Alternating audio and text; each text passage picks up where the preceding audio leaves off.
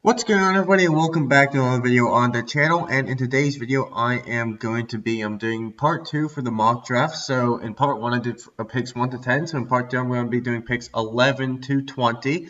If you guys are new to the channel, be sure to like and subscribe, as it does help a lot. And yeah, let's just jump right into this. So the New York Giants have a really big need at tackle. And if you guys don't know how the board played out, just watch the other video.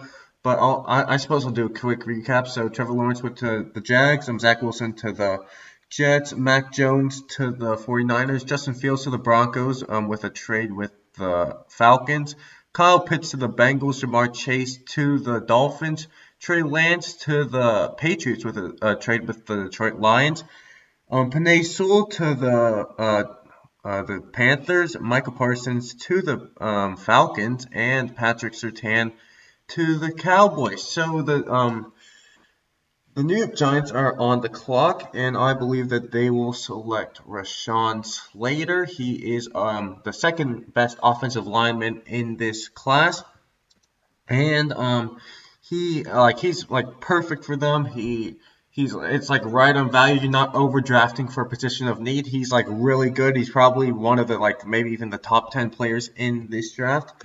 So the New York Giants are going to pick him up. Now, the Philadelphia Eagles are on the clock, and they need to get Jalen Hurts a wide receiver target. Now, they traded back, which means that we know that they are not going to take a quarterback, and all the quarterbacks are gone. So, they can't even take a quarterback if they want to.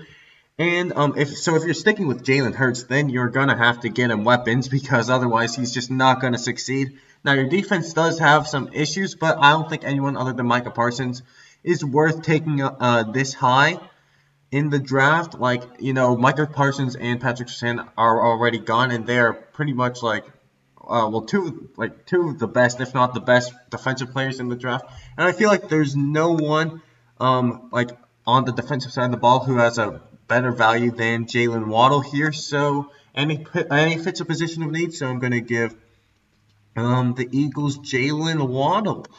Okay, so now this is interesting because I like Elijah Vera Tucker more than Christian Darrisaw, because Elijah Vera Tucker has he has flexibility. You can put him at tackle or you can put him at guard, and as you can see, the Chargers have needs for both of them, and he'll just be like an instant starter on the offensive line. So this might not be a popular opinion, but I am going to be taking Elijah Vera Tucker for the Chargers. Now they might want to trade back, but I just don't see any team wanting to trade up for any of these players on the board. So yeah, they'll just stick there and take Elijah Vera Tucker.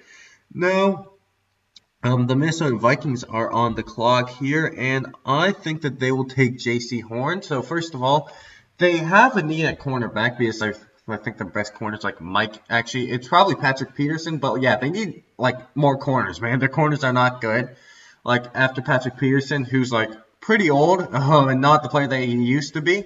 You got Mike Hughes, yeah, not really that good, and then I don't know who else. So yeah, J.C. Horn will fill a big need, and he honestly just dropped you guys in the draft. So I mean, you kind of have to take him. I mean, you're lucky that the Chargers didn't take him, and he is probably the second best corner in the draft because of Caleb Farley's back problems.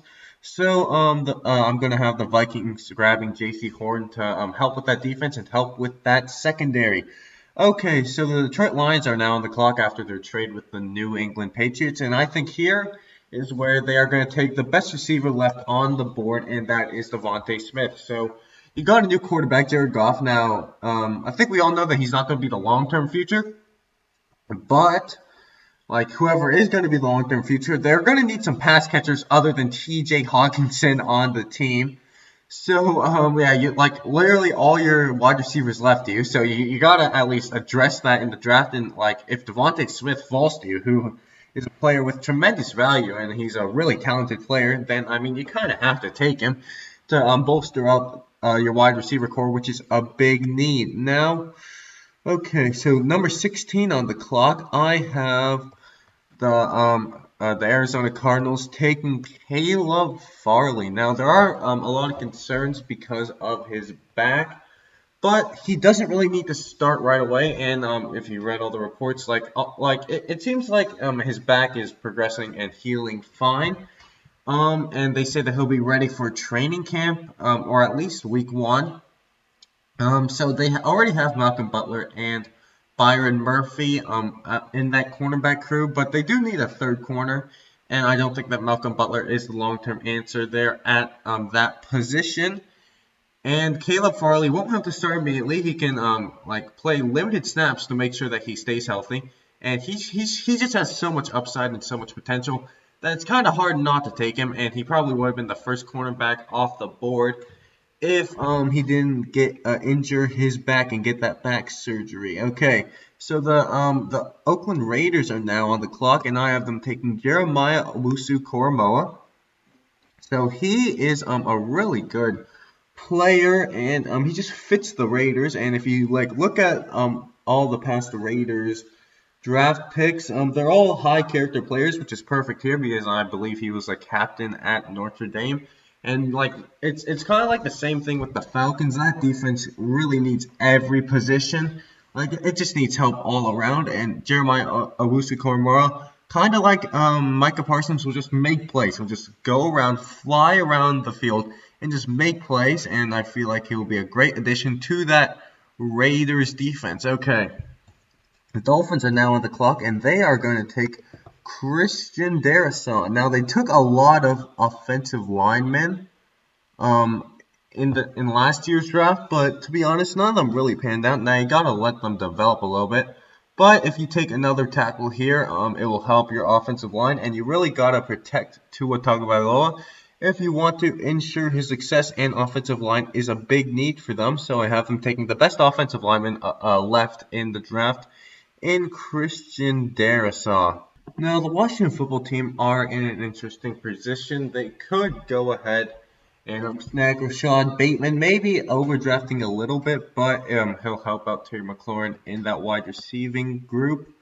Or you could trade back with one of these teams who they definitely could come and trade up for Christian Barmore, who has been falling in the draft. And yeah, I think they'll trade back. Now with 2, you see that the Browns need a defensive tackle, and the Bills need a defensive tackle, and I think it's more likely for the Bills to come and trade up. So because the Bills it really doesn't matter what I put into this trade because it's not going to get accepted. I don't think. Yeah, even though that would be an amazing trade for the Bills, it's just not going to be accepted because they apparently don't have any interest, even though they should have interest. I don't know. I'm not an NFL GM, man. I don't know how to do the trading draft picks on draft night. But the Bills would be a very good candidate for trading up for Christian Barmore, and that defense was not as good as it was last year as it was 2 years ago. So they really need to help bolster it up again, and they can start by getting an interior presence to help out Ed Oliver, and that will be Christian Barmore. And now the Chicago Bears are on the clock, and I have them taking Gregory Newsome. Now, Gregory Newsome is, in my opinion, the 4th best corner. Some people even say that he's the 3rd best corner, ahead of Caleb Farley because of Caleb Farley's injury concerns. But I have Caleb Farley going earlier than Greg Newsome, but I still think that he's a very good corner. And even though the Chicago Bears may be overdrafting a little bit, they really need to fix up that position ever since they let Kyle Fuller go, which was just what are you doing, man? He's a really good cornerback, but yeah, now you definitely gotta fix that position because you let go of basically your only corner. So yeah, I have them taking Gregory Newsome, and then on Thursday's video, right before the draft, I will have picks 21 to 32 come out. So anyways, that is going to do it for today's video. I hope you guys did enjoy. And if you guys did, be sure to like and subscribe to the channel. And I'll see you guys in the next video. Too easy!